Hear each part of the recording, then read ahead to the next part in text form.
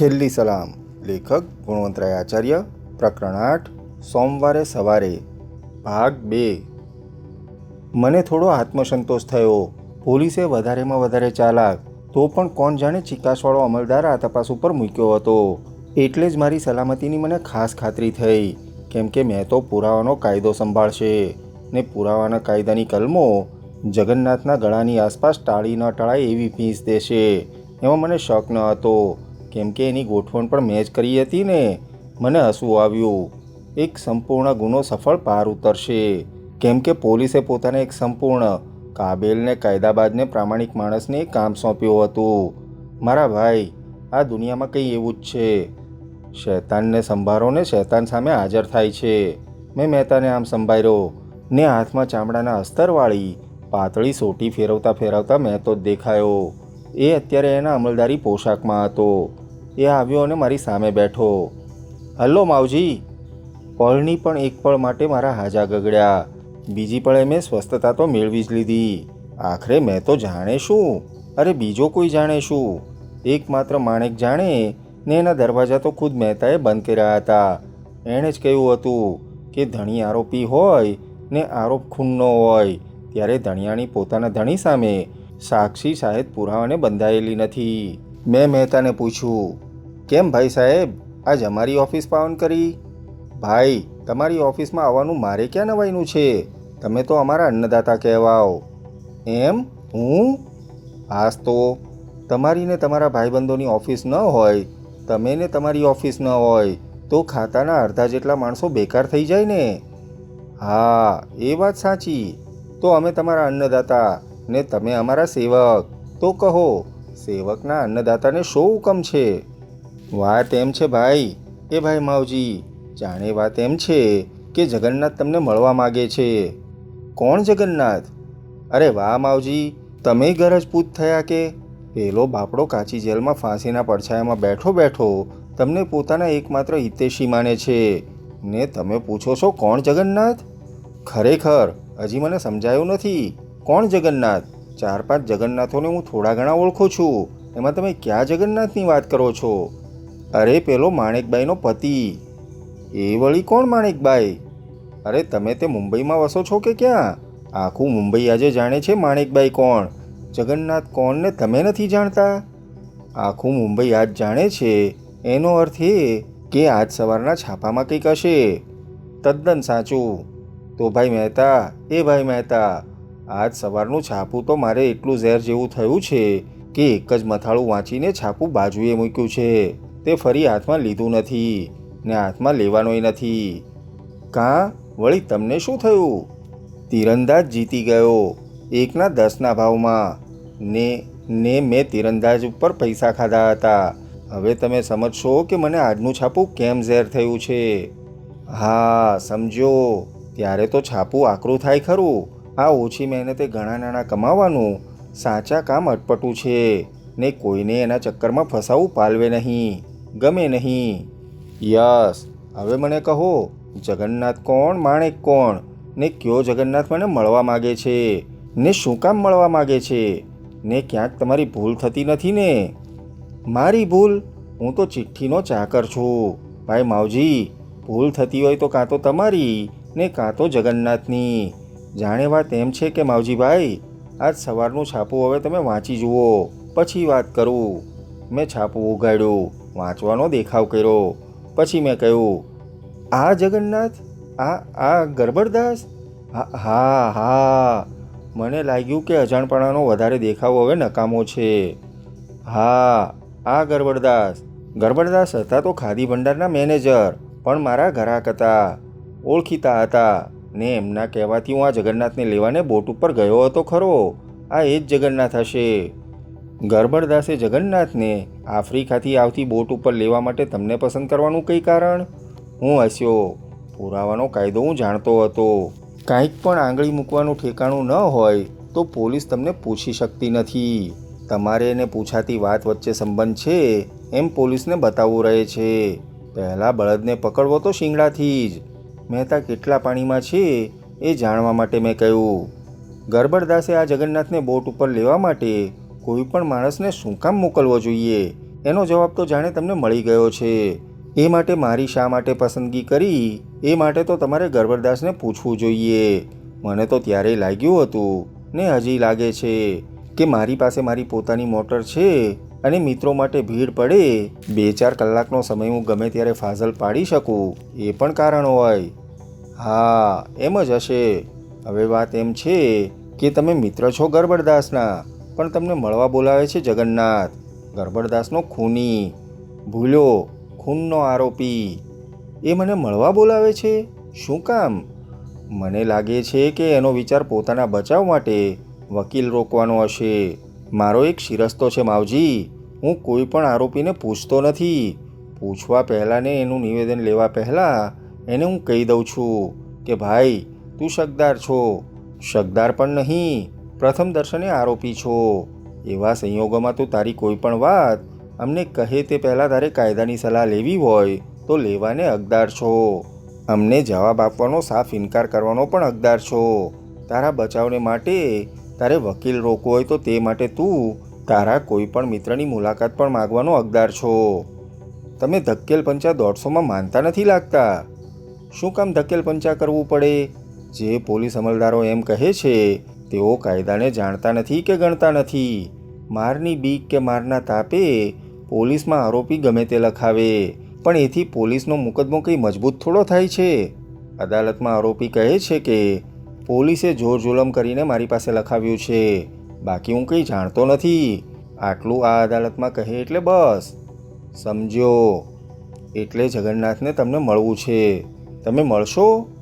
એક માણસ જેલમાં હોય અને હું એને કંઈ ઉપયોગી થઈ પડીશ એમ માનીને મને બોલાવ્યો તો મારે મળવું તો જોઈએ ને. હા, તો તમે ક્યારે આવશો?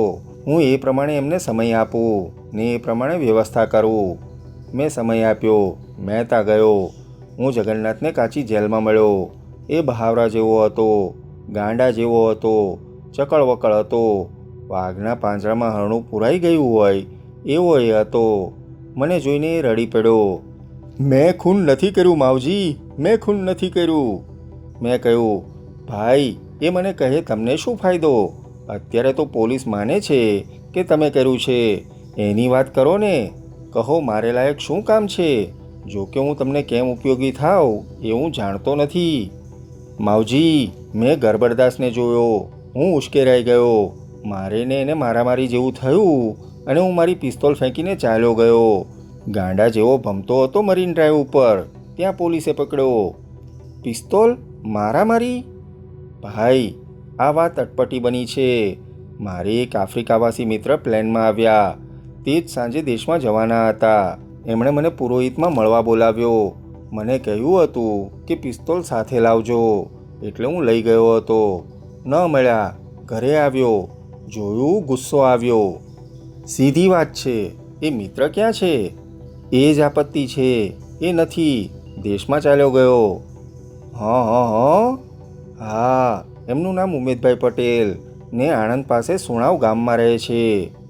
એ તો સમજો કે જાણે સુવાણ ગામમાં તપાસ કરીને ઉમેદભાઈને બોલાવી લેવાશે. બીજું કાંઈ? જાણે પોલીસ અમલદાર મહેતા છે ને એ માણસ સારો છે. પોલીસ ફોજદાર અને તે સારો, અને તેમાં મિસ્ટર મહેતા? ભાઈ, મને તો જાણે પોલીસનો અનુભવ જ નહીં ને. આપણને શી ખબર પડે એમની? મને તો પોલીસની બહુ બીક લાગે છે હો. પોલીસના માણસને જોઉં તો રસ્તો આંતરી જાઉં. વાતો સાંભળેલી કે પોલીસ તો મારીને હાડકાં ભાંગી નાખે, પણ મહેતાએ તો એવું કંઈ ન કર્યું. બલકે ઉલટાનું એણે તો મને કહ્યું કે જો ભાઈ, અહીં તને કોઈ મારનાર નથી, સતાવનાર નથી. તારે તારી વાત કરવી હોય તો અમે સાંભળવા બેઠા છીએ, ન કરવી હોય તો કોઈ કઢાવનાર નથી. મારો મત એવો છે. મહેતાએ કહ્યું કે તમે વકીલને મળો, વકીલને તમારી વાત કરો. તમને વકીલની સલાહ લેવાનો હક છે. તમને તમારા બચાવની ગોઠવણ કરવાનો હક છે. એ માટે કોઈ મિત્ર સ્નેહીને મળવાનો હક છે. સમજો, કેટલાક અમલદાર ધાકધમકીથી વાત કઢાવે તો કેટલાક માયાનો, દયાનો દેખાવ કરીને વાત કઢાવે. બાકી મારા ભાઈ, પોલીસ કાજળની કોટડીમાં રહેનારો ઉજળો હોય જ નહીં ને. પણ મારે કંઈ વાત કઢાવવા જેવું જ નથી ને. હું સમજું છું, નાદાન નથી. મારી સામેનો કેસ મજબૂત છે. મારે ઘેર બૈરી સાથે પરાયા પુરુષને હું જોઉં, મારી પાસે પિસ્તોલ હોય, ત્યાં પિસ્તોલ પડી હોય, પિસ્તોલમાંથી 2 ગોળીઓ છૂટી હોય ને 2 મરનારના શરીરમાંથી નીકળી હોય, પિસ્તોલ મારી હોય, છેક સુધી મારા કબજામાં હોય, પછી મારી સામે શક તો આવે જ, કેમ ન આવે? પણ મેં ખૂન નથી કર્યું. એ તો હું માનું ને કદાચ તમારી પત્ની પણ માને, પણ ભાઈ અદાલતને ગળે એ વાત ઉતારવી. હું સમજું છું, એટલે જ મેં તમને યાદ કર્યા. કહો, શું સેવા કરી શકું આપની? મને કોઈ સારો વકીલ રોકી આપો. હા, એ કરું. બીજું કંઈ? બીજું તો છે, પણ તમે કરશો? શું? તમને સ્ત્રીઓ માટે નફરત છે એ હું જાણું છું, પણ તમે માણેકને આટલું મારા વતી ન કહો. માણેક કોણ? મારી પત્ની. સમજો, તમારા પત્નીનું નામ માણેક. મેં એને મળવા બોલાવી હતી, હજુ સુધી આવી નથી. આવશે કે કેમ હું એ જાણતો નથી. એને મારા વતી આટલું કહેજો. કહેજો. શું કહું? એને કહેજો, કહેજો મારો વાંક નથી, ગુનો નથી. મારું ગમે તે થાય, એને માટે મારા મનમાં ગુસ્સો નથી. કહીશું. હું બહાર નીકળ્યો. બહાર મહેતા બેઠો હતો. મેં એમને કહ્યું, જગન્નાથે મને કહ્યું છે એને માટે વકીલ રોકવાનું ને એની પત્નીની મુલાકાત લેવાનુંય કહ્યું છે. મહેતાએ કહ્યું, ભાઈ માવજી, આરોપી પોતાના બચાવની યોજના કરે, વકીલ રોકે. વકીલને રોકવાને પોતાના કોઈ ઓળખીતા કે મિત્રને બોલાવે ને પોતાની પત્ની ઉપર એ મિત્ર મારફત સંદેશો મોકલાવે.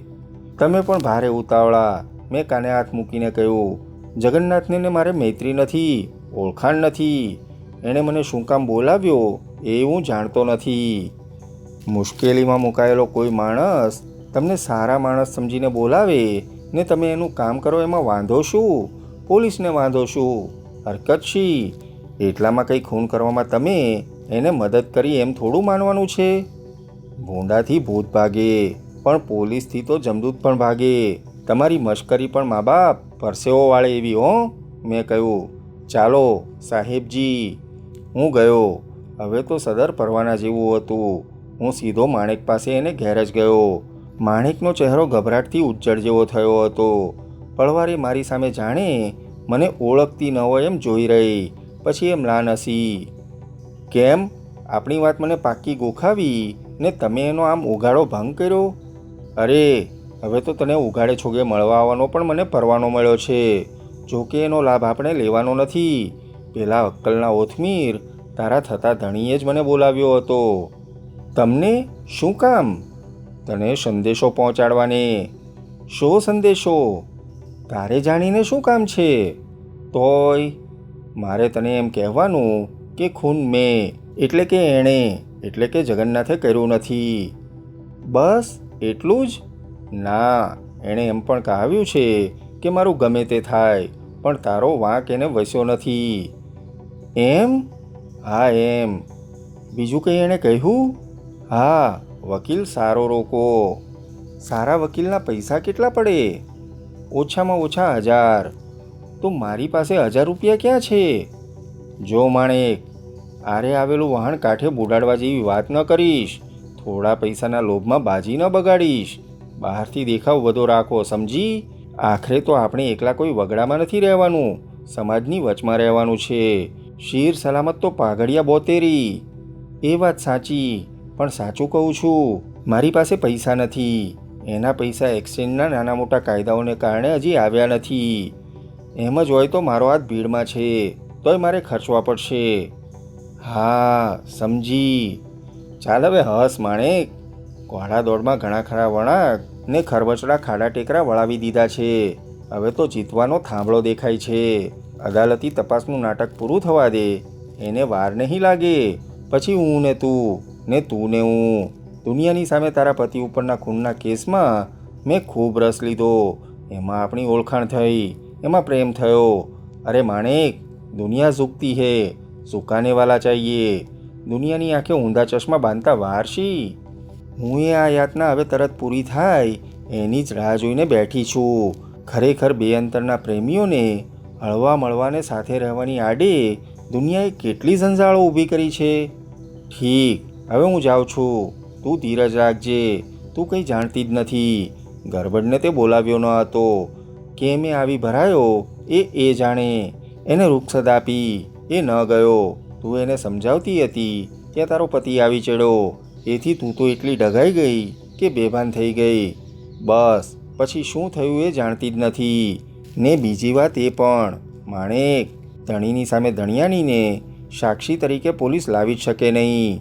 એટલે ગામલોક પૂછે એને તારે આ વાત કરવાની. ને પોલીસ તો તને પૂછશે જ નહીં. ને કદાચ પૂછે તો તારે કંઈ કહેવાની જ ના પાડી દેવી. સમજી? માણેકે કહ્યું. પણ હવે પાછા તમે ક્યારે મળશો? ગાંડી, ભૂલી ગઈ આપણી યોજના? આપણે ઓળખાણ જ નથી. કોઈ ચાળિયાને જરા પણ તક મળે એવું કરવું જ શું કામ? 15-20 દિવસ ખોભરી જા. સારું, પણ મારી તો એક ઘડી એક દિવસ જેટલી લાંબી જાય છે હો. ઘીને ગળે ઘી થઈ રહેશે. ને બીજું જો આમ નકામી ઉદાસીને એકલવાયોપણું રાખીને તો તારા ચહેરાનું નૂર ઓસપાઈ જાય છે. જગન્નાથની પાછળ તારા રૂપનો ભોગ આપીશ તો મારે માટે બાકી રહેશે શું? હું વિદાય થયો. આ ઇશ્ક ધાર્યો હતો એટલો સસ્તો નહોતો, મોંઘો પડતો હતો. એક તો માથે ભગતના રૂપિયા 10,000નું દેવું ગાજતું હતું. ને ભગત દેણની વાતમાં કોઈનો 1 પૈસાનો ઘસારો સહન કરવામાં માનતો ન હતો. ઝાડના પડછાયા જેવો એ તો ઊભો હતો. ત્યાં વકીલની ફીની કાણ મારે માથે આવી. વકીલ પણ મારે જ રાખવો પડવાનો. ને પૈસા પણ મારે જ ભરવાના હતા હમણાં તો. અલબત્ત જગન્નાથના પૈસા વહેલા મોડા આવશે તો ખરા, પણ ત્યાં સુધી મારું બેંક બેલેન્સ કેટલો બોજ જીરવી શકશે? એટલે મુંબઈ શહેરના સુપ્રસિદ્ધ વકીલ જયશંકરને હું મળ્યો. ને મેં એને વાત કહી. જયશંકરે વાત સાંભળી અને થોડીવાર મેજ ઉપર 2 હાથની કોણીઓ ટેકવીને ઊંડો વિચાર કર્યો. વેલ, તમે જે વાત કરી એ જોતાને જેટલી વાત કરી એના ઉપર વિચાર કરતાં મને આ કેસ મુશ્કેલ લાગે છે. હું નથી માનતો કે એમાં મારી પ્રતિષ્ઠામાં ઉમેરો થાય. પણ એકવાર ખૂનના કેસના એક આરોપી સામેના મજબૂત કેસને લેવાની મેં ના પાડી. એણે બીજો વકીલ રાખ્યો. આરોપીને ગુનેગાર ઠેરવીને મોતની સજા થઈ.